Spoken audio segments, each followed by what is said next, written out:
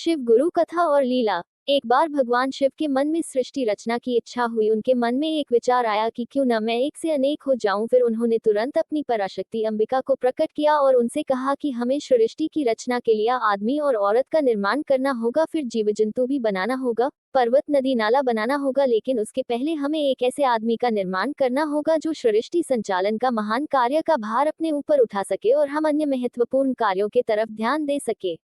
ऐसा निश्चित कर शक्ति सहित परमेश्वर आदि योगी शिव अपने वाम अंग के 10वें भाग पर अमृत मल दिया, जिससे तत्काल एक दिव्य पुरुष प्रकट हुआ। उसका सौंदर्य अद्भुत और अतुलनीय था, सद्गुणों से युक्त, वह परम शांत और गंभीर था। उनका मुखमंडल 4 मुख वाला, 4 भुजा वाला, शंख चक्र गदा और वेद उनके हाथों में सुशोभित हो रहा था। रेशमी पीताम्बर युक्त उनकी आभा मंडल प्रकट हो रही थी।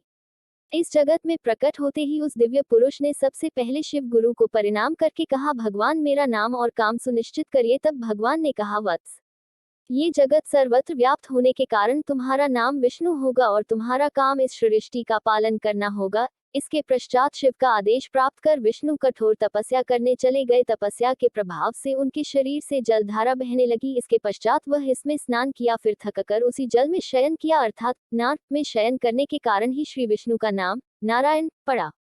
विश्राम करते हुए नारायण के नाभि से एक कमल प्रकट हुआ। उसी समय भगवान शिव ने अपने दाहिने अंग से चतुर्मुख ब्रह्मा को उस कमल के फूल पर प्रकट कर दिया। इसके बाद आकाशवाणी हुई, तपस्या करने की, आपको तपस्या करना है। 12 वर्षों की कठोर तपस्या करने के पश्चात उनको उनके जन्मदाता का दर्शन हुआ। परमेश्वर शिव भी वहां प्रकट हो गए और उनके बीच शिव की लीला एक विवाद के रूप में छेड़ दिया। भगवान शिव उन दोनों के मध्य एक दिव्य अग्निस्तंभ प्रकट हुआ और कहा कि आप दोनों को इस अग्निस्तंभ के छोर का पता लगाना है। बहुत प्रयास के बाद भी विष्णु उसके अंत का पता नहीं लगा सके। थककर भगवान विष्णु ने कहा, हे महाप्रभु, हम आपके रूप को नहीं जान पाए, आप जो भी है हमें दर्शन दीजिए। ब्रह्मा जी ने कहा, हमें इसके छोर का पता लग गया है, जो कि गलत था। अग्निस्तंभ अनंत है, उसका कोई छोर नहीं है, न हो सकता है।